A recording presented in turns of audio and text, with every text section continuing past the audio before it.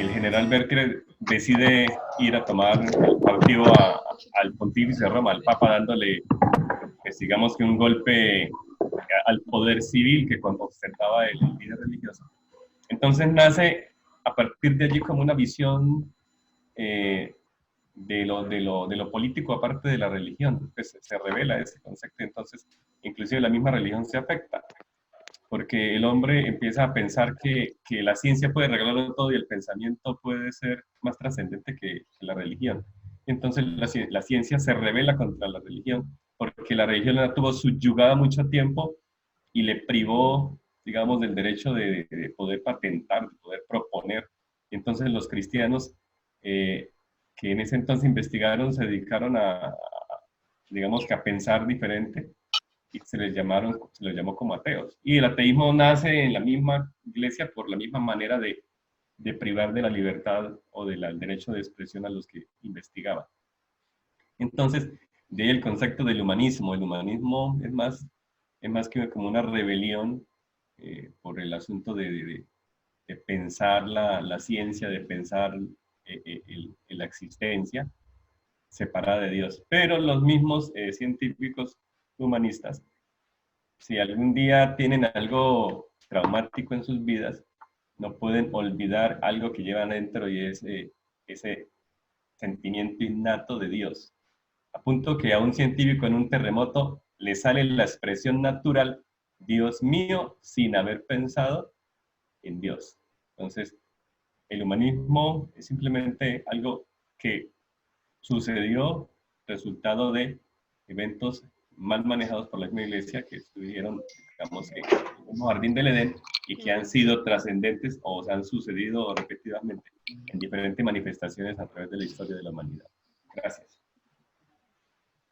Gracias, profe. Mira, a propósito de lo que dice el profesor Alex sobre las ideas innatas de la eternidad, él menciona otra idea innata importante que no manejamos, pero que entre líneas ustedes la pueden descubrir, y es la idea innata de Dios. En diferentes sociedades, diferentes tiempos, se ha pensado en un Dios, en un poder sobrenatural que nos trasciende, ¿sí?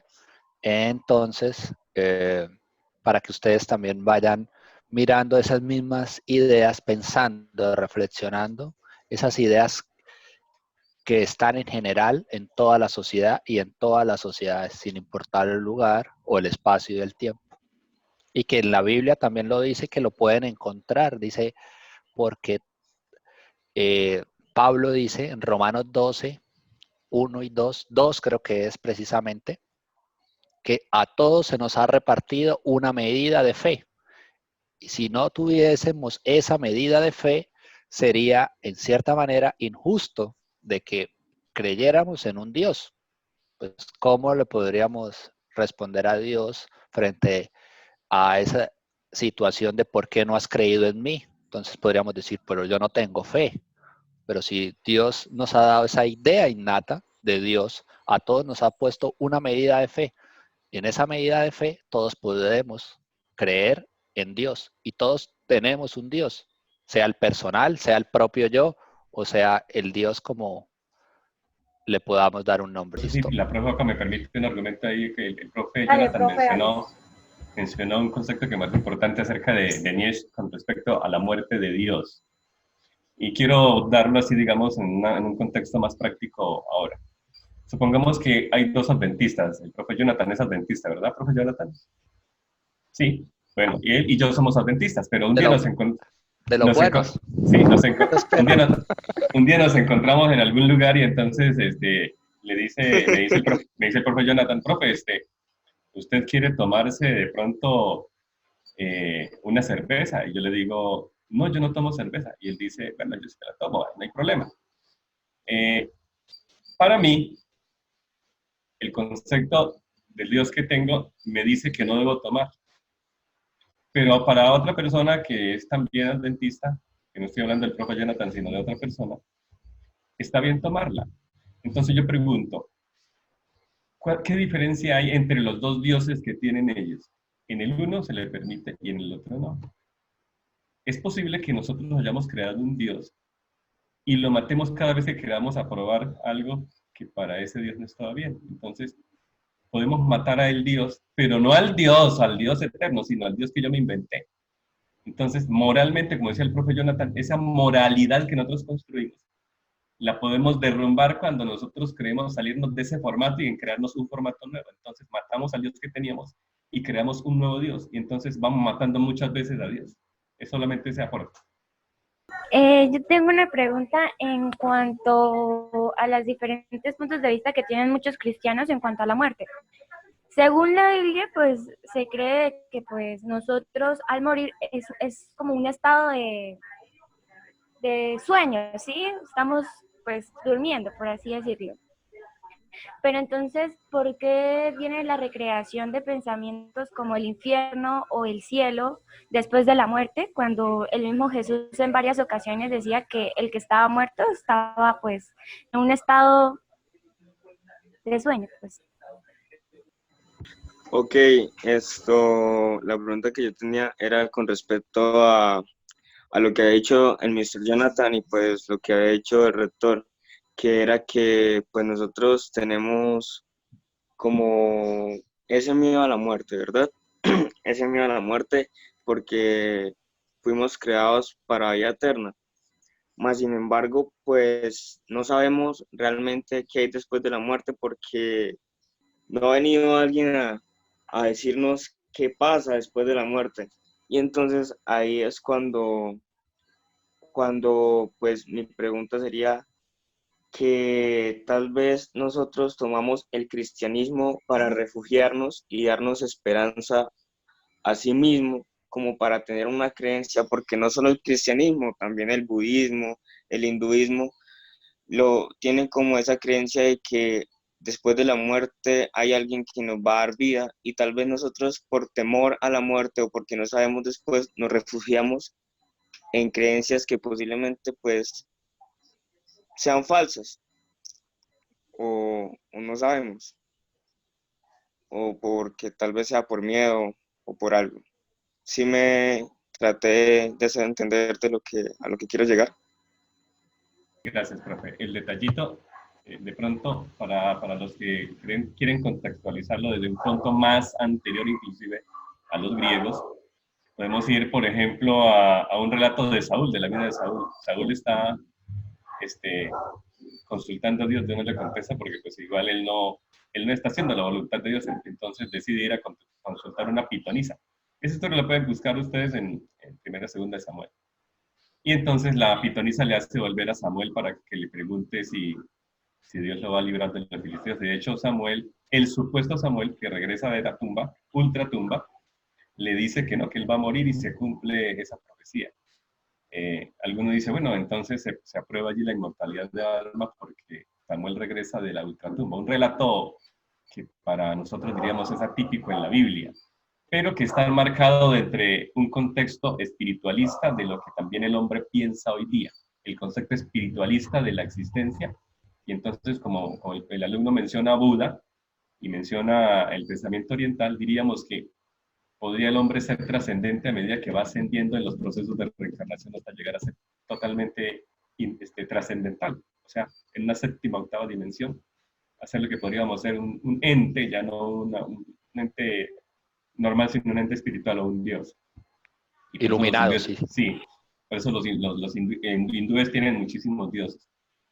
Jesús también refirió una palabra del rico y Lázaro para mencionar acerca de una tradición que tenía en ese entonces con respecto a lo que pasaba cuando una persona moría, pero simplemente era un concepto, una tradición.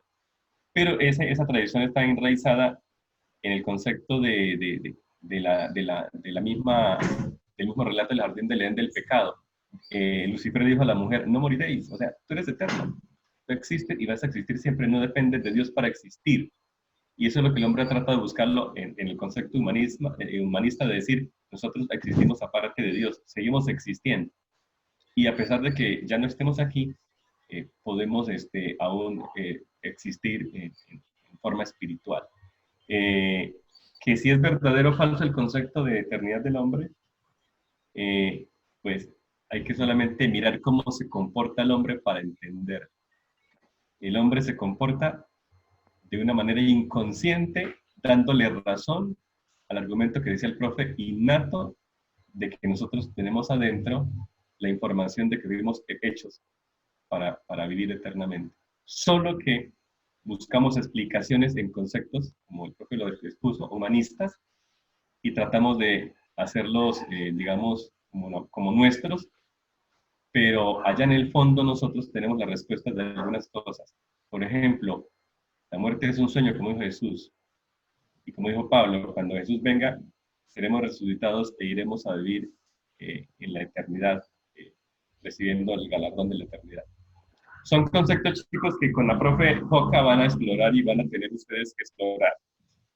En filosofía es imposible construirle la filosofía a otro. Ustedes tienen que irla construyendo, tienen que irla explorando. Yo no tengo que pensar como Sócrates ni como Platón. Debo que crear mi filosofía fundada en lo que es la realidad, en lo que es el concepto verdadero. Gracias, profe Jonathan. Ahí lo dejo. Listo, gracias, profe Alex. Bueno, retomando lo que dice, bueno, la pregunta de Oscar, ahí ha sido, pienso que ha sido contestada. Y el tema del infierno que pregunta Mailet, son ideas que las iglesias han construido por X o Y razón.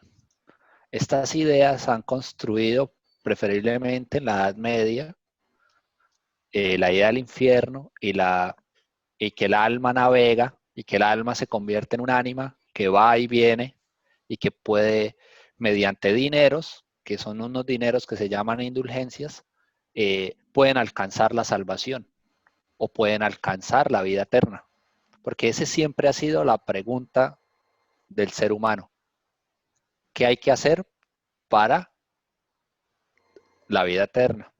Así que son ideas que se han construido y que, bueno, aquí el tiempo se nos va y que en una próxima podríamos trabajar, que podrían trabajar sobre las ideas acerca de la muerte, o sea, cómo la filosofía ve la muerte, cómo la filosofía ve la vida, porque algunos filósofos, y hacemos una introducción, algunos filósofos en el siglo XX han dicho que la vida no es más que el ser humano arrojado en el mundo, que al ser humano nadie le preguntó si quería estar, sí o no, sino que lo arrojaron en el mundo. Un destino ciego. Un destino ciego, ¿sí? Y que el ser humano lo que tiene que hacer es reconocer que camina todos los días a la muerte. Entonces, filósofos han dicho que la razón de la muerte está en la vida. Si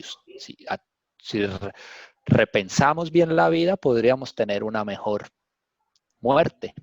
Bueno, así que hay diversos planteamientos. Entonces, se puede construir, y como dice el profe Alex, y que es una de las conclusiones, la conclusión más importante nos la da el profe en el sentido de que nosotros debemos construir una propia filosofía. Y nosotros, en lugar de ser sujetos pensados, que otras personas piensen por mí, nosotros debemos aprender a pensar. Entonces nosotros cuando damos una opinión, por ejemplo, Miller no puede decir yo pienso igual que Jean-Pierre, porque está anulando su capacidad para pensar. Entonces, ustedes pueden decir yo me acerco a lo que dice Jean-Pierre, pero le agregaría lo uno, le agregaría lo otro. Puedo ver este ejemplo, porque cada uno de ustedes tienen una capacidad para pensar, para reflexionar, para contemplar el mundo. Si nos la pasamos metidos en las redes sociales, no vamos a tener tiempo para pensar, para leer, para reflexionar, para contemplar el mundo. Así que otros van a venir a pensar por nosotros y vamos a creer lo que dicen las otras personas. Así que como bien dice el profe Alex, ustedes mismos van a ir construyendo su propia filosofía de vida, sus propias ideas filosóficas. Así que esa es la invitación más que hablar de algunas ideas históricas, filosóficas, es a que reflexionemos, a que pensemos y a que comprendamos cómo funciona el ser humano. Esto, profe Joca. Listo. Agradecemos al profe Jonathan y al profe Alex. Los chicos están súper emocionados porque hay algunos temas de filosofía que les gusta bastante y yo creo que este es uno de ellos. Cuando iniciamos la clase de filosofía, con ellos les decía que generalmente se ha pensado que la filosofía en toda su esencia es ateísmo. Y es un pensamiento erróneo, porque de hecho cada uno de nosotros tenemos nuestra propia filosofía de vida, ¿sí? Nuestra iglesia tiene una filosofía. Entonces, a veces hemos, como dicen por ahí, masacrado y condenado toda la filosofía, cuando en realidad no debería ser así. Y hay que buscar cómo podemos sacarle el beneficio y cómo podemos tomar algo que de alguna forma construya nuestras vidas. Les comenté al inicio del segundo audio, o el primer audio, no recuerdo, que el profe Jonathan y el profe Alex me dieron la entrada para nuestro libro de lectura, adicional al libro que estamos leyendo. Yo les voy a ir subiendo a la plataforma un libro que se llama Cuando murieron mis dioses. Es sumamente interesante y les va a permitir comprender un poco la explicación que el profe Jonathan y el profe Alex hicieron acerca de cuál es el Dios que muere o cuál es el Dios que de alguna forma nosotros tenemos en nuestra vida. Listo, chicos, no es más Una por hoy. pregunta, una tareita para los alumnos. A mí me gusta siempre dejarlos pensando. Me ganó. Yo les iba a dar una tarea también. Usted también la deja, profe. Tareas. Voy a deshumanizar el concepto de René. René dijo, pienso, luego existo. O sea, como creyendo centrar al hombre como originarse a sí mismo. Pero yo les invito a revalidar la máxima de Descartes y decir, ¿qué es más pertinente para nosotros? ¿Pienso, luego existo? ¿O existo y luego pienso? Ahí les dejo para que la reflexionen. La mía es para que investiguen. O la pueden pensar y rápidamente la pueden sacar. ¿Cuál es la filosofía de la historia de Dios? ¿Cómo Dios ve la filosofía del ser humano? Y busquen un ejemplo claro ahí en la Biblia. ¿Cuál es la filosofía de Dios para la historia del ser humano? Y la clave se las doy. Está en el comentario, el que prestó atención, de José Cristancho.